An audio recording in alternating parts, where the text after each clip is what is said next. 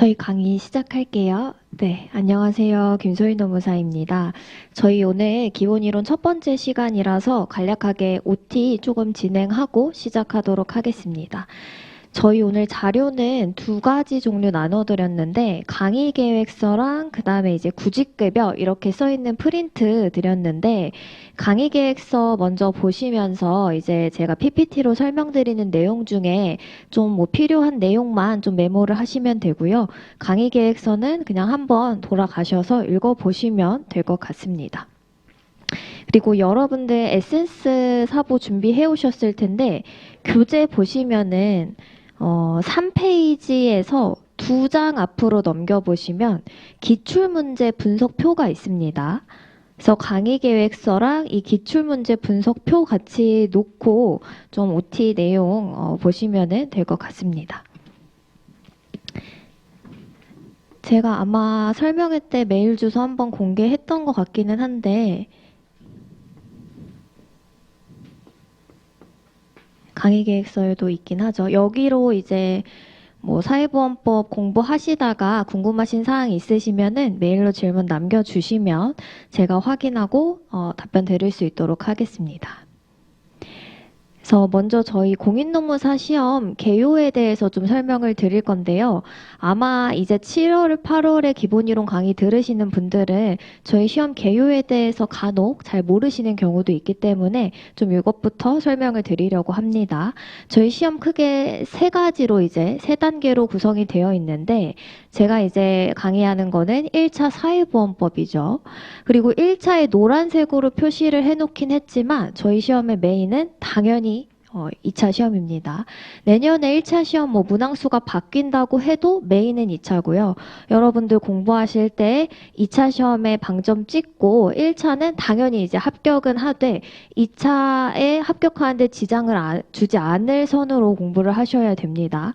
그래서 1차 시험 한번 보시면은 올해까지는, 그러니까 23년 1차까지는 한 과목당 25문항이었는데 이게 이제 여러분들이 내년에 응시하실 때에는 과목당 40문항으로 바뀌는 거고요. 오지선다는 똑같죠. 그리고 1차는 평균 60점 이상, 꽈락 40점 없으면은 합격하는 절대평가입니다. 그래서 이 기준을 넘으면 합격한 분들이 이제 2차 시험에 응시를 하시게 되는데요. 2차 시험도 얼핏 보면 평균 60 이상, 그 다음에 꽈락 40 없으면 합격이네 라고 하는데 2차는 상대평가라고 보시는 게 맞아요. 그러니까 1차와는 달리 기준이 이렇게 제시되어 있기는 하지만 주관식을 교수님들이 채점하실 때 애초에 합격자 수랑 이런 걸 좀 예정하고 합격을 시켜야겠다 하면은 60점 언저리로 점수를 이제 부여하는 거기 때문에 그 저희 합격자 숫자에 맞춰서 상대평가로 이루어지는 시험이다라고 보시면 되고 2차 합격자분들이 이제 3차 면접시험 치르는데요. 3차는 특별한 결격 사유가 없다면 이제 대부분 합격하실 수 있는 시험입니다. 그래서 이렇게 구성이 되고요. 그 다음에 내년부터 뭐가 바뀌냐라고 했을 때 문항수가 바뀌는 것 이외에 좀 보셔야 될 사항은 2개 교시로 나눠서 시험이 진행이 되는 거죠. 그래서 125분 동안 볼 거를 저희가 80분, 120분 이렇게 나눠서 200분에 걸쳐서 보게 되는데요.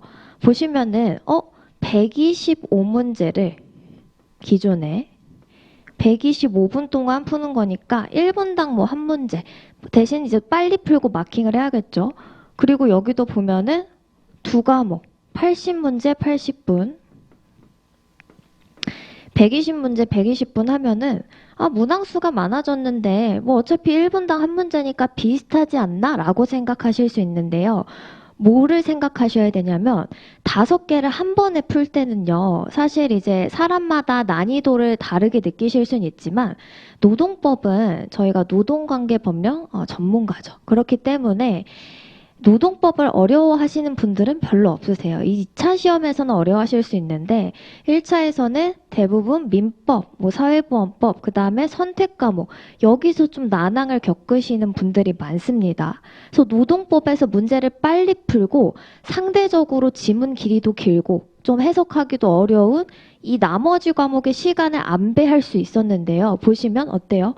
노동법은 사실은 이거 남으실 거예요, 시간이. 그러면은 오히려 여기서는 나눠줄 시간이 없죠.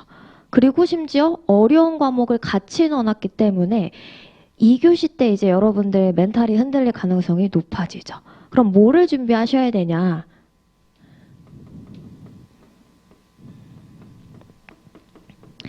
선지 길이를 대비하실 수 있어야 돼요. 그러니까 선지가 길어져도 당황하지 않고 그다음에 선지 표현을 정확하게 이해해야 되는 능력을 키워야 된다라는 거죠. 그래서 단순히 문항수가 늘어난 게 아니라 어려운 과목이 한 번에 이제 붙게 되었고 그다음에 시간 나눠줄 과목이 없기 때문에 우리가 미리 이걸 좀 대비할 필요가 있다. 이렇게 생각을 하셔야 되고요. 그 다음에 또 생각하실 게 문항수가 늘어난다라는 거는 어떤 의미가 있는 거냐면 25문제 낼 때랑 40문제 낼 때랑은 15문제 차이니까 기존에 안 나오던 데서 문제를 좀 더 내도 괜찮겠죠. 교수님 입장에서. 25문제면 중요한 거부터 물어보고 나면은 안 중요한 거는 그래 공부 많이 한 사람은 이거 맞추면 좋겠다. 아니면 헷갈리게 이 정도로 난이도 조절하는 용도였다면 그런 게 이제 15개나 늘어났기 때문에 보시면 사회보험법에서 사실 메인이 되는 이제 법령은 4가지입니다.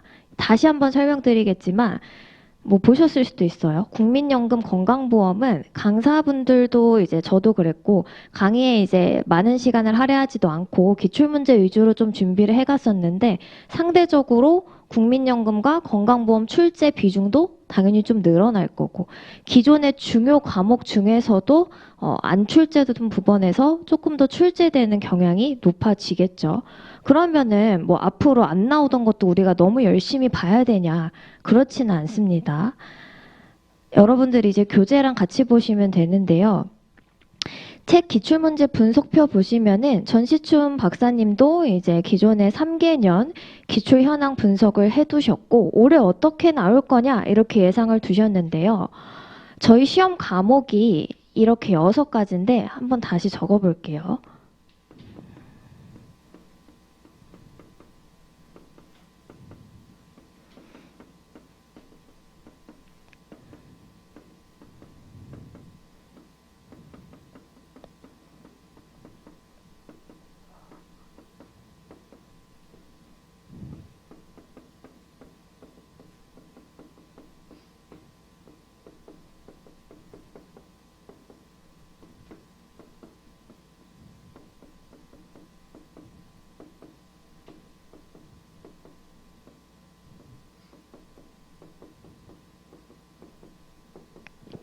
여섯 개 법령인데 여러분들 올해 거는 좀 예외로 두시고 기출표 쫙 한번 보시면요. 대부분 문제가 여기서 나오죠. 그래서 사회보장기본법은 이 사회보험법의 상위 법령에 대해서 조금 더 이제 좀 개괄적인 내용이 많이 풀어져 있는 거다라고 생각을 하시면 되고 고용보험법은 여러분들 잘 아시는 실업급여 내용이 대표적으로 담겨 있는 거죠. 산재보험법은 이제 산재보험급여, 뭐 휴업급여나 우리가 산재 처리한다 이런 내용이 그러니까 여러분들이 일반적으로 접해보셨을 내용 위주로 설명드리는 거예요. 산재 처리한다라고 했을 때 뭐 그런 내용을 좀 담고 있을 거고요. 고용산재 징수법은 말 그대로 고용보험과 산재보험료를 징수, 어떻게 거둘 것인지에 대한 내용이겠죠. 그 다음에 건강보험법, 국민연금법인데요. 이렇게 생각하실 수도 있죠. 그럼 내년에 40문제 어떻게 나오지? 라고 했을 때 그럼 교수님들이 이제 1차 난이도를 올리려고 한 거니 갑자기 건강이랑 국민연금에서 한 10문제씩 낼 수도 있지 않냐 이렇게 생각을 하고 여기에 좀 힘을 주실 수도 있는데요. 경향은 같이 간다라고 보셔야 돼요. 24년도 그 전시춘 박사님 예상 기출 한번 보시면 이분도 뭐 내년에 고용보험이랑 산재보험에서 10문제 정도 그 다음에 징수법에서 7문제 정도 해서 징수법, 고용산재보험법에서 대부분의 문제가 출제될 것이다. 이렇게 예상을 하셨죠. 그래서 저도 비슷해요. 만약에 내년에 문제가 출제될 때 고용이랑 징수에서 적으면 8문제 각각, 많으면 10문제 정도 출제될 수 있을 거예요. 사회보장은 5에서 6문제. 그러니까 기존에 25문제일 때 이 각각의 법령에서 출제되던 비중을 보면은 여기 많이 나와야 각각 4문제. 진짜 뭐 작년처럼 이렇게 갑자기 많이 내고 싶다 해도 5문제? 이 정도가 될 거예요. 왜 그럴 수밖에 없냐면요. 저희가 노무사 1차 시험이죠. 여러분들 보시면 4대 보험이라고 들어보셨을 텐데 그 4대 보험이 고용, 산재, 건강, 국민연금 이렇게 4가지를 말하는 거죠. 이제 알바하면서 4대 보험 가입하시거나 직장생활 하시면은 4대 보험 가입하신 경험이 있을 텐데 건강이랑 연금은 여러분들께서 지역가입자라는 걸 들어보신 적이 있을 거예요. 대략적으로 특성만 말씀드리는 건데 지역가입자가 있다는 건 뭐냐면요. 내가 어떤 회사에 소속돼서 일하면 직장가입자로 가입을 하고 일을 안 하고 있으면 지역가입자로 가입을 하는 거예요. 그럼 이 2개 보험은 특징이 뭐예요? 일을 하건 안 하건 가입을 하는 거죠. 근데 고용산재는 직장가입자밖에 없어요. 그러니까 어디에 소속되어 있어야 된다라는 거예요. 고용산재는 아무런 일도 안 하는 분들이 고용보험 가입하는 거 보셨나요? 그쵸? 고용산재는 어디에 뭔가 종속돼서 근로자랑 비슷하게 일하거나 근로자인 분들한테 혜택을 주기 위해서 만든 보험이 이 고용보험 산재보험법이죠. 그러니까 저희 노동관계 법령 전문가이기 때문에 당연히 노동관계와 관련이 있는 여기서 대부분의 문제가 출제될 수밖에 없는 겁니다. 4대 보험인데 우리나라 국민, 일하지 않아도 우리나라 국민이라면 혜택을 주겠다라는 건강과 연금은 상대적으로 출제 문항수를 좀 떨어뜨릴 수밖에 없다라는 거죠. 그래서 올해도 공부하실 때 마찬가지입니다. 제가 좀 장황하게 설명했는데 여러분들 방점 찍고 보실 거는 사회보장, 고용, 산재, 징수에 방점을 찍고 보시는 건 맞아요. 그리고 오늘 저희가 아마 사회보장법 잠깐 보고 고용보험법 내용 볼 텐데 여러분들 7, 8월에 이제 기본이론 강의 들으실 때 복습하시는 거는요. 이 3개 법령 위주로 해주시면 돼요. 사회보장기본법은 지금부터 어차피 달달 외우실 수 없는 내용이기 때문에 고용산재 징수 위주로 지금 잡겠다. 그리고 건강이랑 연금은 원래는 제가 선택지를 드릴 때 나중에 급하면 아예 이제 건강연금은 조금 배제하고 이 4가지 법령 위주로 보는 것도 추천을 드렸는데 내년이 저희 이제 문제 바뀌고 나서 처음으로 출제되는 해기도 하고 리스크가 있기는 하니까 기출문제 위주로 나중에 이제 시험 임박했을 때 좀 챙겨 가시는 거를 추천을 드립니다. 일단 저희가 문제가 바뀌는 거를 생각했을 때 2가지 그러니까 민법이랑 사회보험법이 같이 보기 때문에 선지가 길어지거나 읽는 거에 대한 대비를 필수적으로 하셔야 된다. 다만 공부 방향성은 기존과 다르지 않게 문제가 많이 출제될 가능성이 있는 4개 법령 위주로 집중적으로 하시면 된다. 그리고 여러분들이 지금 시점에서 좀 궁금해 하실 만한 것들을 제가 추려와 봤는데요. 아마 들으시면서도 이런 게 조금 의문이실 수도 있어요. 내년 시험인데 지금 그냥 2차 공부하면 되지. 뭐 연기를 작년 거를 듣는다거나 아직 연기 올해 건 개강을 안 했으니까요. 그래서 뭐 굳이 1차 기본이론 강의를 들어야 될까라고 하시는데 지금 이제 1차 기본이론 하시면서 민법이랑 특히 사보 2차랑 겹치지 않죠. 이 2과목은. 노동법이랑 그 다음에 뭐 경영학 원론, 경제학 원론, 개론 이런 것들은 나중에 2차랑 겹치기 때문에 여러분들이 좀 커버하실 수 있는 부분이 있는데 2차랑 겹치지 않는 이런 과목들은 미리 주요 내용 모든 내용을 완벽하게 머릿속에 넣으시라는 게 아니라 적어도 이런 내용을 사회보험법에서 다루고 있구나 이런 걸 머릿속에 넣는 게 좀 필요하시다라는 거고요. 왜냐하면 어쨌든 법률 용어가 좀 암호처럼 되어 있고요. 법학과 출신이신 분들도 민법은 학교에서 강의 많이 들으세요. 근데 사회보장 기본법은 뭐 이런 것들은 전혀 들을 일이 없기 때문에 좀 암호 같거든요. 그래서 그런 용어에 대한 낯선 부분을 좀 이제 해소하시는 게 필요하다라는 거고요. 2번째, 개정이 잦다는데 올해 공부하면 내년에 다시 해야 되는 거 아니냐. 어차피 다시 해야 되는 부분이 있어요. 1월에 들어도 다시 하셔야 돼요. 왜냐하면 저희 시험이 거의 5월 뭐 이때쯤에 있는데 3월에서 4월에 이제 문제풀이 강의 시작하면서 요때 이제 본격적으로 뭔가 내가 진짜 공부를 해봐야겠다. 강의 듣는 것 말고 그렇게 많이 준비를 하시는데 1월에 듣건 지금 듣건 이때 어차피 다시 공부하셔야 돼요. 기억이 잘 안 나요. 2차 하시다 보면은. 근데 이때가 여러분들 아시겠지만 커리큘럼 상으로 보시면은 학원 그 GS 1기랑 2기가 겹치는 시기이기 때문에 이때 뭔가 처음 보는 내용을 자꾸 마주하다 보면 마음이 불안해서 공부가 잘 안 되시거든요. 그래서 지금 중요한 내용을 보고 내년에 개정된 내용은 그때 추가하시면 돼요. 그리고 개정이 잦다 그래서 정말 여러분들이 공부를 다시 할 정도로 바뀌지 않습니다. 중요한 내용은 거의 비슷하고 일부 개정된 내용 그냥 마지막에 체크하시는 정도이기 때문에 지금 들으셔도 크게 지장 없고요.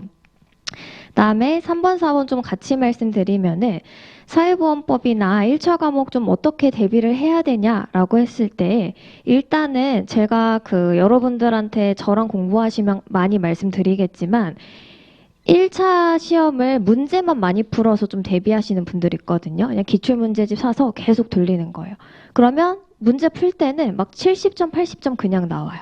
근데 그렇게 하다가 시험장 가시면은 조금만 선지 표현이 바뀌거나 하면은 틀리고 멘탈이 흔들리고 그렇게 되죠. 그래서 선지를 익숙해서 내가 잘 모르는 내용을 그냥 눈에 익어가지고 안다라고 해서 맞추면은 시험장에 가서 곤란한 상황이 생길 수 있기 때문에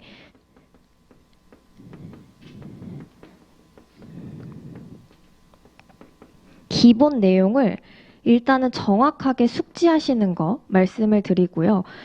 저랑 내년에 같이 에센스 사보 위주로 해서 문제 풀어보실 텐데 그 전까지 문제 풀어보실 필요 없어요. 그리고 풀어보시는 게 저는 오히려 별로 안 좋다라고 봅니다. 왜냐하면 저희가 이 사회보험법을 시험 과목으로 다루는 자격사가 많지 않기 때문에 문제 노무사 거 미리 풀어버리시면은 내용은 모르는데 왜 문제 많이 풀면은 그냥 그걸로 맞추시는 거 있잖아요. 그렇게 되기 때문에 푸시는 걸 좀 지양하시고요. 중요 내용 숙지하시면서 좀 암호처럼 보이는 용어나 표현을 이해하시는 거예요. 아마 오늘 강의 들으시면 느끼실 텐데 그냥 줄금처럼 돼 있어서 쭉 읽으면 뭔 말인지 이해가 안 가거든요. 그래서 지금 저랑 같이 하시는 작업은 이 책을 읽었을 때 나중에 펴서 내가 이해 안 가는 표현이 없도록 하시는 게 지금 하실 작업이에요. 그 다음에 나중에 이게 다 되셨으면 그때 가셔서 의미 있는 기출 반복을 하시는 거죠. 그러니까 문제가 40문제이기 때문에 문제를 많이 풀어보실 필요는 있는데 이런 두 번의 작업이 없이 그냥 문제만 푸시면은 결국 나중에 가서 헷갈리시기 때문에 기초 작업을 좀 탄탄하게 하시고 문제를 푸실 필요가 있다라는 거죠. 그리고 지금 아마 12월까지 해서 좀 동차생들이 시간이 있다라고 보는 시기인데요. 1월 되면은 올해 시험 봤던 분들 중에 다시 유입되는 분들도 있고 또 뭐 1월에 새로 시작하시는 분들도 있고 한데요. 좀 본격적으로 시작이 되는 시기다라고 보기 때문에 이때 1차를 할 여력이 없습니다.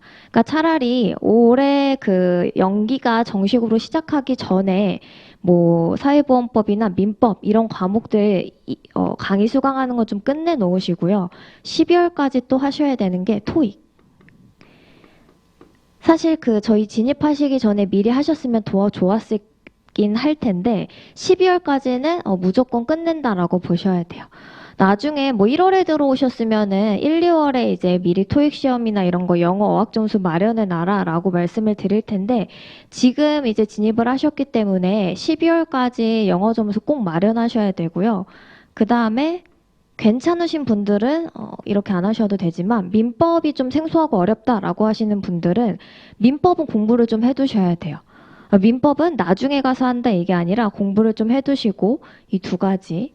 그 다음에 저랑 같이 하시는 사회보험법은 따로 여러분들이 챙기실 건 없고 제가 수업 시간에 이 내용은 꼭 아시고 넘어가야 된다라고 하는 거랑 책 읽었을 때 이해 안 가는 표현이 없게. 왜냐면 시험 다가오면 저한테 메일 많이 주시는 게 이 말이 무슨 말인지 이해가 안 간다. 이거 되게 많이 물어보시는데 그런 게 좀 없게끔 미리미리 지금 그런 건 좀 다 읽어보실 필요가 있습니다. 그리고 전시춘 박사님 문제가 애초에 그 저희 법령 가지고 책을 만드신 거기 때문에 따로 이제 뭐 그 법제처 들어가셔가지고 법조문 하나하나 읽어보실 필요는 없어요. 그냥 책으로 하시면 됩니다. 그리고 저희 사회보험법 출제 유형 좀 나눠서 보면요. 일단은 제가 기출을 그렇게 많이 반복하시는 것보단 정확하게 공부하시는 게 낫다고 좀 얘기를 드린 게 첫 번째로는 바로 물어보고 답을 찍는 문제예요. 이거는 구직급여, 소정급여일 수가 며칠이냐 해서 푸는 문제인데요. 오늘 배우시겠지만 구직급여가 여러분들이 이제 일반적으로 아시는 실업급여입니다. 그러니까 이 사람 실업급여 며칠 받을 수 있냐 이거 물어보는 건데요. 이거는 문제를 여러 번 풀어보는 게 아니라 구직급여, 소정급여일 수 표가 있거든요. 그냥 이거를 아시면 맞출 수 있는 문제예요. 그러니까 이런 것들은 문제보다는 그 내용을 정확하게 아시는 게 훨씬 더 중요하다라는 거죠. 그 다음에 내용 열거형. 사회보장심의위원회의 심의사항으로 옳은 것은 뭐 옳지 않은 것은 하면은 이것도 문제를 풀어볼 게 아니라 사회보장심의위원회의 심의사항이 뭔지 알고 있으면 그냥 맞출 수 있는 거죠. 그래서 저희 유형이 좀 세 가지로 제가 나누어 봤는데요. 그 중에 두 가지는 굳이 기출문제를 풀지 않아도 내용을 알면 맞출 수 있는 거기 때문에 문제보다 기본적인 내용을 정확하게 아시는 게 중요하고 다만 그러면은 문제 안 풀어보고 맨날 기본 이론만 하면 되냐? 그건 아니죠. 왜냐면은 선지형 문제도 있습니다. 이거는 말 그대로 말장난하는 문제예요. 여러분들 내용을 안 배우셨으니까 답이 2번이었는데요. 이게 왜 옳지 않은 것이냐면 설명하여야 한다가 아니라 설명하도록 노력하여야 한다. 이래서 이게 답이거든요. 사회보장 기본법 자체가 이런 좀 말장난 가지고 하는 거기 때문에 이거는 문제 많이 풀어보셔야겠죠. 어디서 이제 주로 표현을 바꾸는지. 그러니까 다시 말씀드리지만 기본적인 용어나 표현 숙지하시는 거, 내용 그게 다 되시면 이제 의미 있는 기출 반복하시면 된다. 그래서 저희 이제 기본 이론은 9회차, 문제풀이는 7회차 정도 진행할 텐데요. 아마 1, 2월에 똑같은 기본 이론이 열릴 거예요. 근데 지금 이거 들으시는 분들은 굳이 그거를 또 들으실 필요는 없습니다. 근데 난 사회보험법이 도저히 이해가 안 간다. 이거 이제 한 번 들어서 안 되겠다라고 하시면 이제 뭐 선택을 하실 수도 있는데 이번에 듣고 나중에 문제 풀이 때 가서 다시 이제 리마인드 하시는 거예요. 까먹었다 어떻게 하냐 하시는 분들 많은데 괜찮습니다. 이때도 기본 내용 제가 좀 설명드리고 문제 풀 거고요. 그럼 이때 가서 할 건데 왜 지금 해요? 라고 하시면은 아예 모르는 내용을 이때 가시면 못해요. 한번 내용을 좀 알고 까먹었다가 외우면은 조금 더 빠르게 스퍼트를 내실 수 있거든요. 그럼 밑작업이다라고 보시면 되겠습니다. 그리고 매 회차마다 제가 다 쪽지 시험 문제는 드릴 거고요. 따로 공부하실 정도는 아니고 그냥 수업 열심히 들으시고 오셔서 한 5분에서 10분 정도 공부하시면은 맞출 수 있는 수준입니다. 그다음에 아까 제가 시작 전에 잠깐 말씀드렸는데 혹시 없으시겠지만 동영상 강의 들으시는 분들도 지금 진입하셨는데 나는 천천히 1차가 시험이 바뀌니까 천천히 1차를 합격하고 내년 동차반으로 해서 2차를 가겠다. 지금부터 무조건 2차랑 같이 가셔야 됩니다. 그러니까 직장이나 학교, 학업과 병행하시는 특별한 사정이 없다면 동차 합격하시는 거고요. 세 가지로 좀 말씀을 드릴 건데 우선 수험 적합반 공부를 하자. 간혹 너무 딥하게 수험과 좀 떨어진 공부를 하시는 경우가 있는데요. 저는 1차 강사니까 1차에 한해서 말씀드리면 수업에 저랑 같이 집중하시면 되고 따로 막 노트 사셔가지고 거기다 막 필기노트처럼 정리하실 필요 없습니다. 그냥 여러분들은 에센스 사보로 다 단권을 한다라고 생각하시면 돼요. 특별히 더 나올 이제 내용도 없고 요게 다 들어있기 때문에 따로 절대 필기노트 이런 거 만들지 마셔라 라고 말씀을 드리고 최대한 많이 공부하자라는 거는 지금은 아마 복습할 게 별로 없으실 거예요. 그쵸? 왜냐면 이제 강의 듣고 이제 집에 가서 열심히 이제 의지를 가지고 하려고 해도 시간에 비해서 양이 별로 없을 텐데 나중에는 너무 시간이 모자라요. 하루 종일 막 10시간 이렇게 공부해도 할 게 계속 넘치거든요. 그러니까 지금부터 이제 아끼지 말고 시간이 남는다고 아끼지 말고 최대한 좀 많이 공부를 하시는 게 필요하다라는 거고 그 다음에 공부하실 때 저는 스탑워치를 좀 활용을 했었는데요. 이거는 호불호가 좀 있으셔서 들어보시고 난 좀 맞겠다라고 하시면 좋을 것 같은데 스탑워치 재시면서 하시는 거예요. 근데 장점은 이거 이제 습관이 되면은 나중에는 그냥 자리에 앉아서 이걸 누르는 순간 뭔가 파블로프의 개처럼 집중력이 딱 켜지는 그런 느낌이 들거든요. 정말 이제 나중에 1기, 2기 때 가시면 그리고 내가 책상에 앉아서 그냥 멍 때리는 시간이 얼만지 내가 진짜 공부한 시간이 얼만지 이런 게 정확하게 카운팅이 되기 때문에 오래 앉아있다고 공부한 느낌이 아니라 진짜 내가 얼마만큼 공부를 하고 있는지 확인할 수 있다라는 장점이 있고요. 이거는 저희가 1차 제가 강의하지만 결국은 2차를 합격해야지 합격하시는 거니까 2차 공부하실 때에는 나중에 복습하실 때 꼭 백지 복습 활용해 보시기 바랍니다. 그러니까 이건 이제 얘기가 나왔으니까 말씀을 드리면 책을 이렇게 당연히 읽으셔야 되는데 책 읽고 저희는 어차피 써야 되는 시험이잖아요. 못 쓰면 모르는 거예요. 공부한 내용을 내가 백지에 놓고 쓸 수 있어야 아는 겁니다. 당연히 이제 막 연기 때 처음 할 때는 못 쓸 수 있는데 결국은 주관식이기 때문에 써야 된다라는 걸 염두하고 공부한 거를 내가 백지에 쓸 수 있는가 이런 것들을 늘 생각하시면서 좀 공부를 하실 필요가 있습니다. 그리고 이제 거의 마지막인데요. 필기랑 이런 것들 좀 얘기를 드리면은 1, 2차 마찬가지인데 저희가 사실은 뭐 어쨌든 이 책에 있는 내용을 내 걸로 만들면 다 합격을 하는 거잖아요. 그럼 내 머릿속에 넣는다라고 했을 때 저희가 그냥 이 책 딱 외우세요라고 하면은 쉽지 않죠. 근데 보통 이제 뭔가 제가 숙지한다라고 했을 때 그림처럼 사진을 찍어서 이해를 하시게 되는 거거든요. 외우게. 왜냐면 여러분들 시험 보시다 보면은 이거 몇 페이지에 여기 이 위쪽에 있는 문제였는데 내용 기억이 안 나네. 이렇게 기억이 나시잖아요, 보통.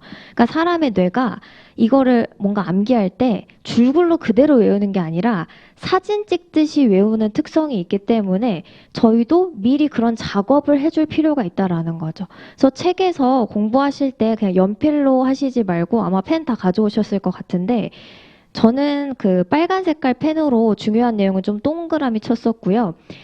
반드시 좀 이건 숙지해야 된다라는 내용이면은 동그라미로 포인트 잡아가시면서 하시고 나중에 대부분의 책에 뭐 목차별로 대목차는 주황색, 중목차는 연두색, 뭐 소목차는 노란색, 목차별로 형광펜을 다 치시면은 나중에는 여러분들 머릿속에서 그게 좀 조직화돼서 기억하실 수 있게 되기 때문에 이것도 기억해 두셨다가 미리 작업해 두시는 것도 방법입니다. 그러니까 지금 시간 많을 때 마음에 드는 형광펜 색깔 고르시고 미리 책에 밑줄 쳐 놓으시는 거죠. 왜냐면 나중에 그 밑줄 치는 것도 일이에요. 그렇기 때문에 시간 많을 때 좀 그런 것들 작업을 해주시면 좋을 것 같습니다. 네, OT 이제 좀 진행을 했고 책에는 없고요. 제가 좀 설명드리고 시작을 할 거예요. 먼저 저희가 사회보장기본법, 사회보험법이라고 했을 때 아마 아까도 말씀드렸지만 보통 4대 보험 하면은 굉장히 익숙해요. 근데 사회보험? 4대 보험이랑 사회보험이 완전히 똑같은 말이면 굳이 사회보험이라고 하지 않았겠죠. 4대 보험법이라고 하지. 그러니까 좀 다른 말이거든요. 그러면 사회보험이라는 거는 뭐냐? 사회적 위험을 보험의 방식으로 보장하겠다라는 겁니다. 그럼 보험의 방식으로 보장한다라는 거는 무슨 뜻이냐면요. 보험은 평상시에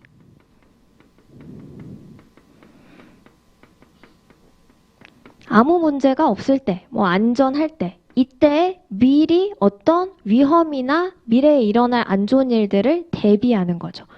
그래서 가입자가 보험에 가입해서 보험료를 내다가 보험료 수급 사유가 발생하거나 만기가 되면은 그 수익자가 혜택을 받는 게 보험의 방식입니다. 저희가 흔히 생각하는 암보험, 실비보험, 뭐 자동차 보험 이런 것들이 다 여기에 해당이 되겠죠. 그럼 사회보험이라는 거는 어떠한 사회적 위험을 이러한 방식으로 해결을 하겠다라는 겁니다. 그럼 사회적 위험은 뭐냐면요.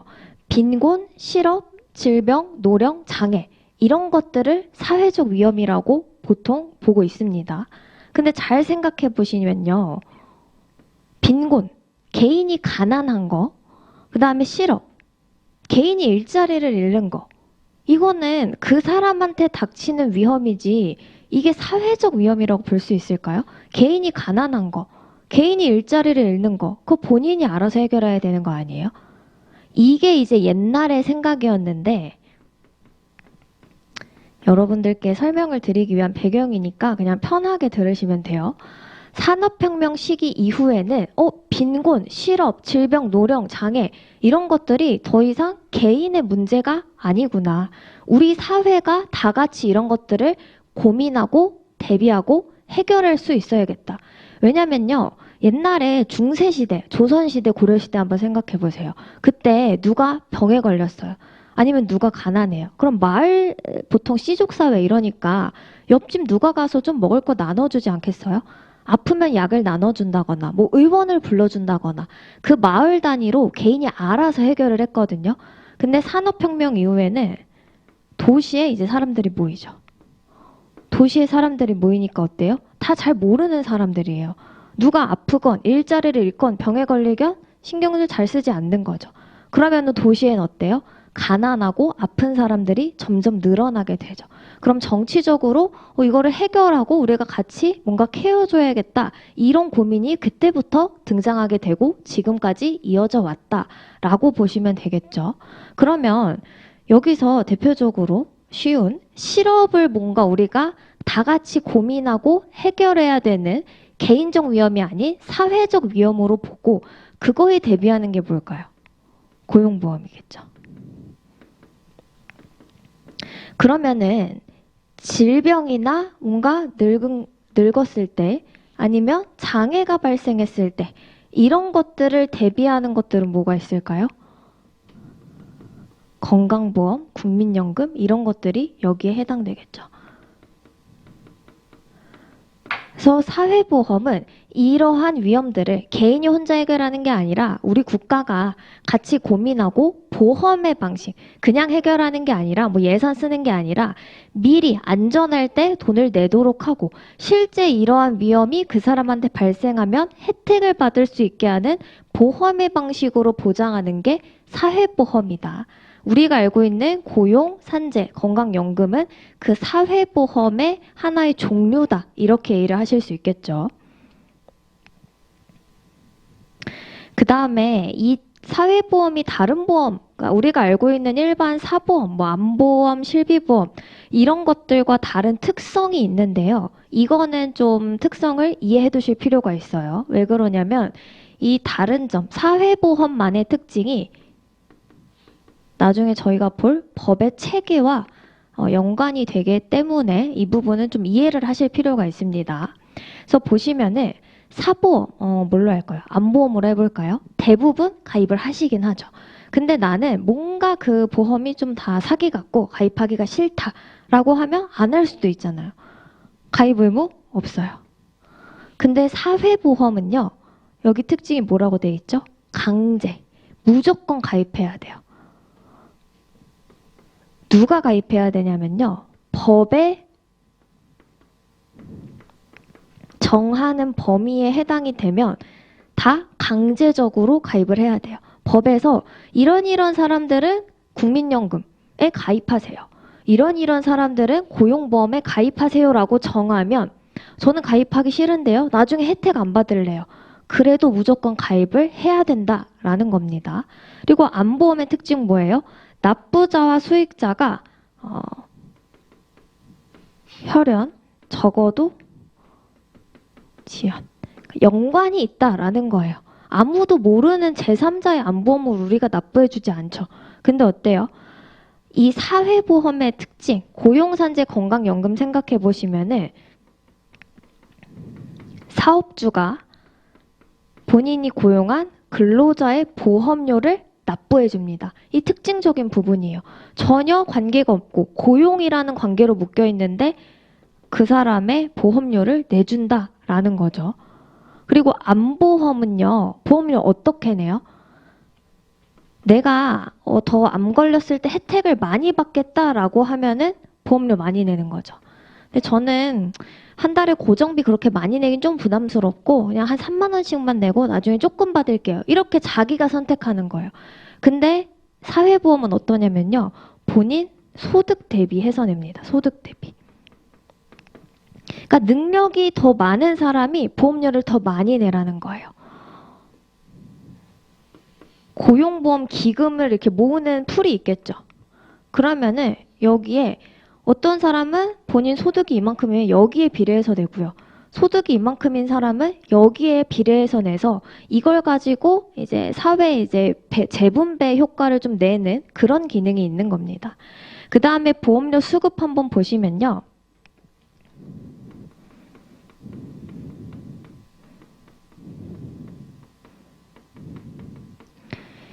요즘에는 이제 만기됐다고 지급하는 건 좀 적은 것 같은데 약관에 정한 사유, 암에 걸리거나 만기가 되거나 하면 받을 수 있죠.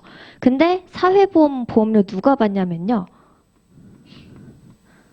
법에서 정한 경우에 해당하는 사람만. 그러니까 극단적으로 고용보험의 제일 큰 혜택이 실업급여가 맞습니다. 좀 더 정확하게는 이제 다른 표현이 있는데 실업급여라고 보시면은 실업급여는 대표적으로 자진퇴사하면 못 받아요. 제가 월급이 한 달에 막 700만 원이어서 10년 동안 회사 열심히 다니고 보험료 많이 냈어요. 기여 많이 했죠. 근데 저 자진퇴사하면 못 받는 거예요. 그렇기 때문에 사회보험은 법에서 정하면 무조건 가입해야 되고 납부자와 수익자가 이질적이라는 특성이 있고 보험료 부담은 본인 소득 대비해서 내고 법에서 정한 경우가 아니라면 못 받는다. 이런 특성을 좀 보실 필요가 있다라는 거죠.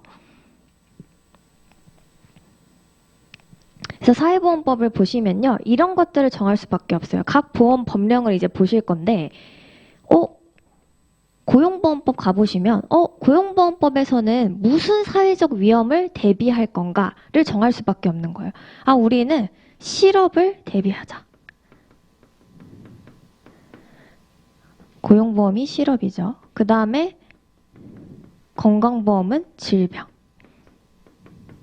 국민연금은 나중에 노후 소득이니까 노령에 대비하는 거죠. 나이가 들어서 더 이상 일하지 못하게 되었을 때 소득이 없어서 생활을 못할 수 있으니 지금 소득이 있을 때 미리 그걸 일정 부분 떼놓고 나중에 가서 받겠다. 그런 위험을 대비하는 거예요. 그 다음에 이제 산재도 질병인데요. 건강이랑 산재는 똑같이 질병을 대비하지만 좀 다르죠. 제가 그냥 집에서 혼자 라면 끓여 먹다가 다치면 그건 건강보험 처리하는 거예요. 근데 카페 직원이 일하다가 아메리카노 만들다가 화상 입었어요. 그럼 그거는 산재로 처리하는 거죠. 일하다가 병에 걸리거나 일하다가 아팠을 때 그러한 위험을 대비하는 게 산재보험. 그래서 각 법령별로 어떤 거를 우리가 대비할 건가, 어떤 걸 사회적 위험으로 보고 대비할 건가를 정할 수밖에 없고요. 어떠한 방식으로 보장할 건가, 결국 보험급여를 누구한테 얼마 줄 건가 이거를 다 정할 수밖에 없다라는 거죠. 각 보험별로. 그 다음에 법에서 정하는 사람들만 가입하고 혜택을 받을 수 있다라고 했죠. 그러면은 고용보험은 누구 가입시켜 줄 거야? 이런 것들을 다 정할 수밖에 없다라는 겁니다. 그래서 이런 원리로 이제 사회보험법이 작동이 된다.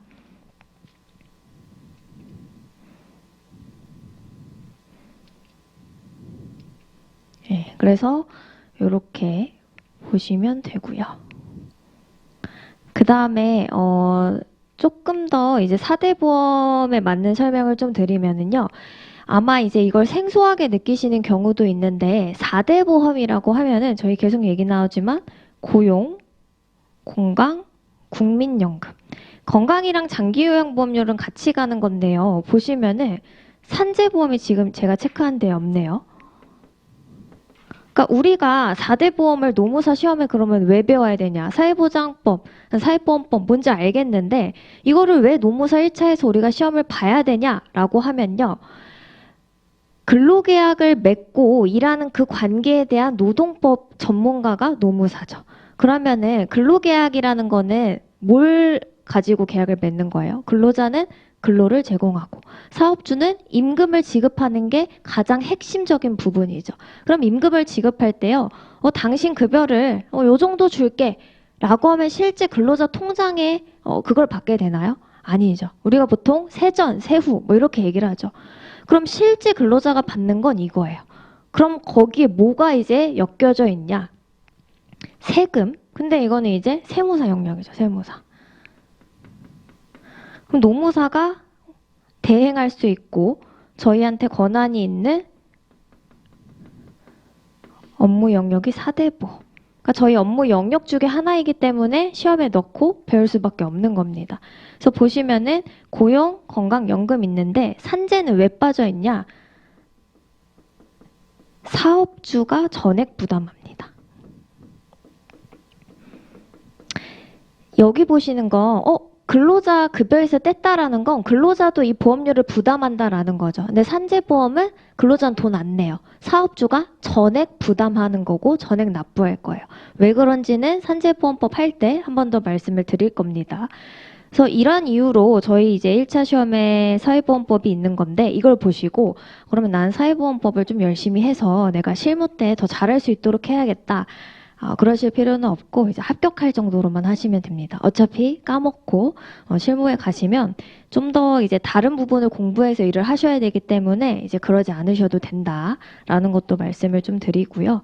저희 이제 책 한 3페이지 펴보시고 좀 진행을 해보도록 하겠습니다.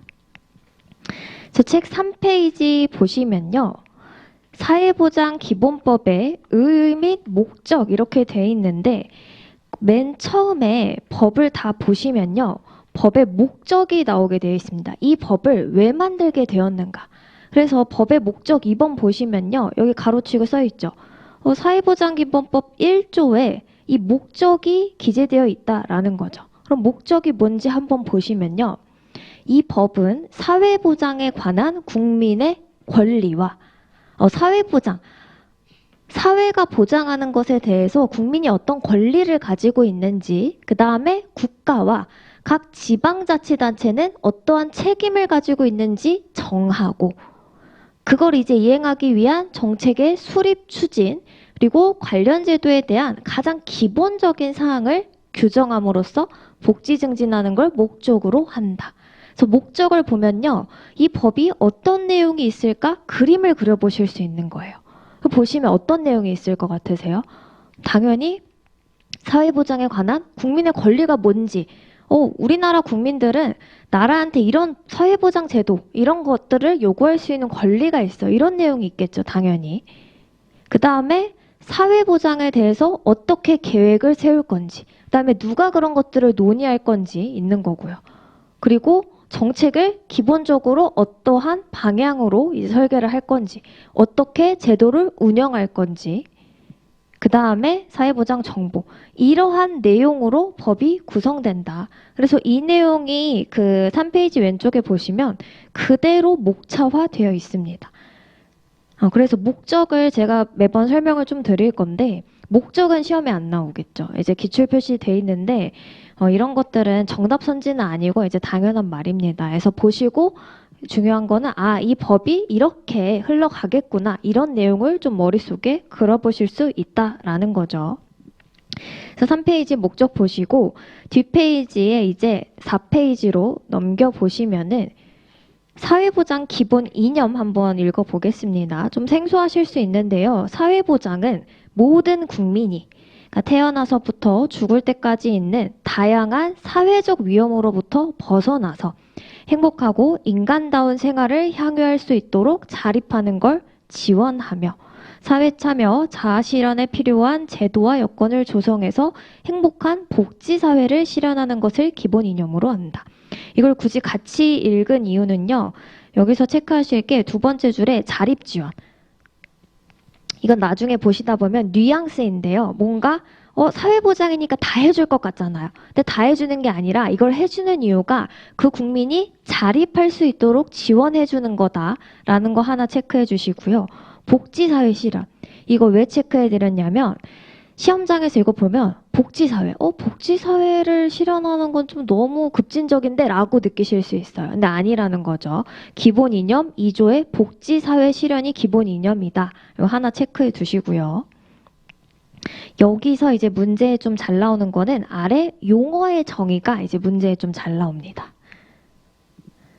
그래서 용어의 정의는 그 사회보장, 사회보험, 공공부조, 사회서비스, 평생사회안정망, 행정데이트 동그라미 치시고요. 포인트 미리 체크해 두실 필요가 있죠. 그래서 보시면은 사회보장이라는 거는 우리가 아까 봤죠. 출산이나 이런 사회적 위험으로부터 국민을 보호하는 사회보험, 공공부조, 사회서비스를 얘기한다. 그러니까 사회보험, 공공부조, 사회서비스가 다 통칭하는 말이 사회보장이다. 이렇게 보시면 되겠죠. 그래서 두 문자 따면 보, 부, 상. 두 문자를 따긴 할 건데 나중에 이제 맹점은 답은 못 맞추고 두 문자만 이제 맴도시는 경우가 있는데 꼭 두 문자랑 내용을 같이 보셔야 됩니다. 그래서 보부상을 사회보장이라고 한다. 그다음에 사회보험은 사회적 위험을 세 가지 방식으로 대처를 하는 건데 우리가 아까 뭐 사회보험이 뭔가라고 봤을 때 그건 뭐였어요? 메인이 보험의 방식으로 대처한다라는 거예요. 사회적 위험. 이거는 우리가 국민들을 이제 대비해줘야 되는데 어떻게 할까? 그냥 예산을 가지고 돈을 지원할 수도 있잖아요. 근데 사회보험은 그게 아니라 안전할 때 미리 돈을 걷어서 그 돈으로 실제 그 위험이 닥치면 주겠다라는 보험의 방식이 포인트입니다. 그래서 이거는 흰색은 나중에 시험장 가시면 다 읽는 거 아니에요. 설명이 공공부조인데 보험의 방식? 그게 틀린 선지 이렇게 가시는 거죠. 그래서 사회보험 나오면 보험의 방식이 포인트다. 공공부조는 뭐냐면요. 국가와 지방자치단체의 책임 하에 생활 유지 능력이 없거나 생활이 어려운 국민의 최저생활을 보장하고 자립 지원. 이 포인트는요. 생활 유지 능력이 없거나 생활이 어려운 국민. 그러니까 일반 국민이 아니고요. 특별히 더 생계가 어려운 사람들을 대상으로 지원하는 거. 기초생활수급법 이런 게 공공부조의 일환이다라고 이해를 하시면 되겠죠. 그리고 이것도 하나만 체크해 주세요. 국가와 지자체. 이게 많이 잡히는 포인트는 아닌데 사회보장기본법은 국가와 지자체인지 국가인지 지자체인지 이걸로 좀 말장난을 하기 때문에 하나 체크해 두실 필요가 있습니다. 그리고 사회서비스는요. 말이 좀 길죠.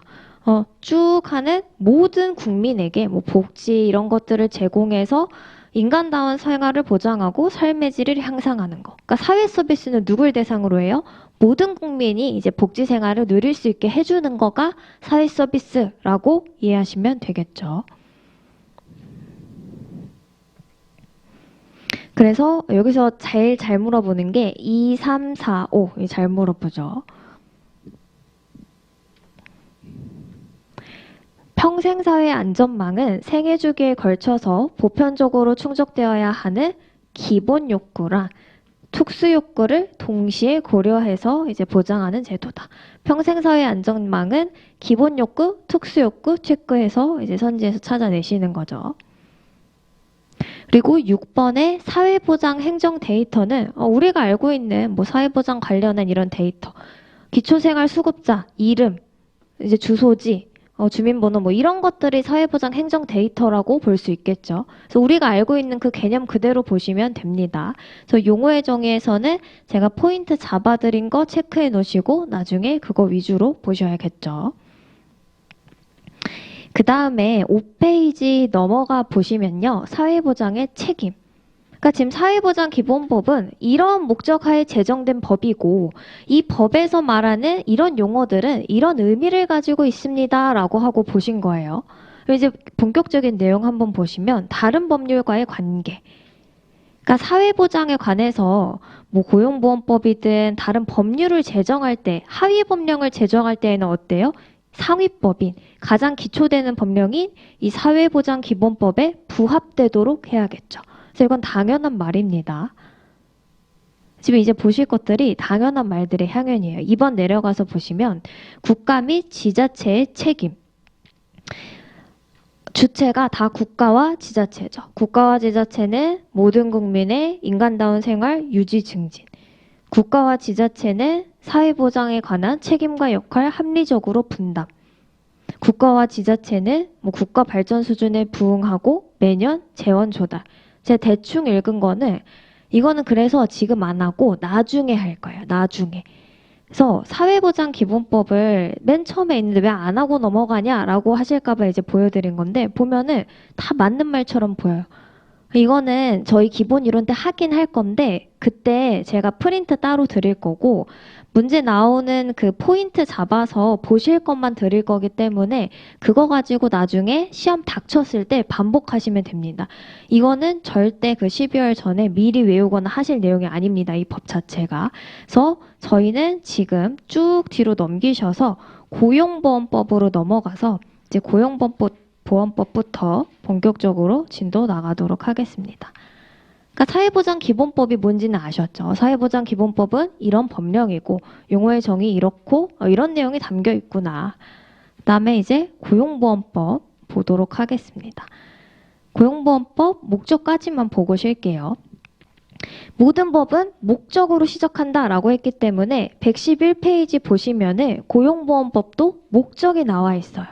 보시면은 이 법은 우리가 이제 실업급여 생각하죠.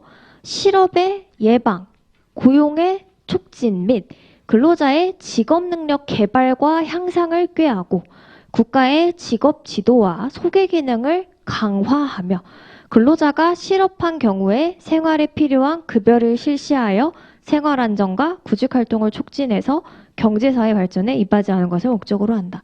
좋은 말 같지만 우린 이 법에 담길 내용을 그려볼 수 있죠. 그러니까 고용보험법의 사실 메인 목적은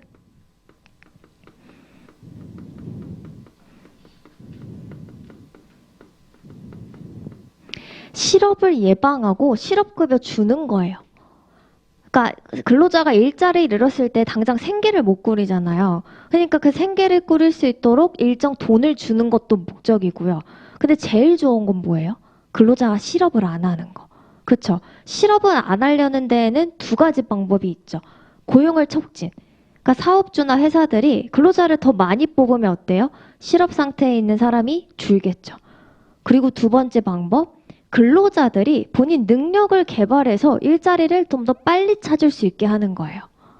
근데 그 다음에 할 수 있는 거 국가의 직업 지도와 소개 기능. 예를 들어서 능력을 갖춘 인재와 그 인재를 필요로 하는 회사가 있는데 미처 서로의 존재를 몰라서 매칭이 안 될 수도 있잖아요. 국가가 그 매칭을 도와준다라는 거죠. 사실 지금은 워낙 구인구직 사이트가 많으니까 뭐 이게 굳이 필요가 있어라고 하는데 이 법이 제정될 당시가 이제 1950년대, 60년대였으니까 그때는 회사도 사람이 없다 난리이고 근로자들도 일자리가 없다 이러니 이 일하려는 사람들을 이 일자리에 매칭시켜줄 필요가 있겠다라고 해서 법의 목적에 들어간 거죠. 그러니까 고용보험법 그림 그려지네요. 어떻게 하면 고용을 촉진할 건지 근로자의 능력 개발 어떻게 할 건지 실업 예방 어떻게 할 건지 실제 실업하면은 거기에 대한 급여 어떻게 줄 건지 이 내용이 담겨 있겠죠. 111페이지 왼쪽 한번 가서 보시면요. 1장 총론은 우리가 지금 보고 있는 목적, 용어의 정의, 법의 객관적인 부분이 나오는 거고요. 고용안정 직업능력 개발 사업이 뭐냐면요. 고용안전, 고용을 촉진할 수 있는 경우에 사업주한테 주는 지원금 제도를 담고 있어요. 그러니까 고용 촉진인데 그냥 사람 많이 뽑으세요 하면 안 뽑겠죠. 우리 회사 어려워요. 근데 이런 사람 뽑으면 지원금 줄게요 하고 뽑게 하는 거죠. 직업능력 개발, 근로자들이 어떻게 직업능력 개발할 수 있도록 할 건지에 대한 거죠. 그 다음에 3장이 실업급여. 실제 근로자들이 실업했을 때 어떻게 급여를 줄 건지에 대한 내용이 담겨 있는 거고 고용보험법에서 제일 중요한 내용을 꼽으라면 3장입니다. 3장. 그러니까 각 법령별로 만약에 여러분들이 뭐 일주일 뒤에 시험이나 극단적으로 했을 때 사회보험법을 만약에 우리가 준비를 한다면 고용보험법은 실업급여를 제일 먼저 봐야 돼요. 실업급여. 그 다음에 이제 1장이랑 4, 5장 보고 2장이 중요도가 좀 떨어집니다.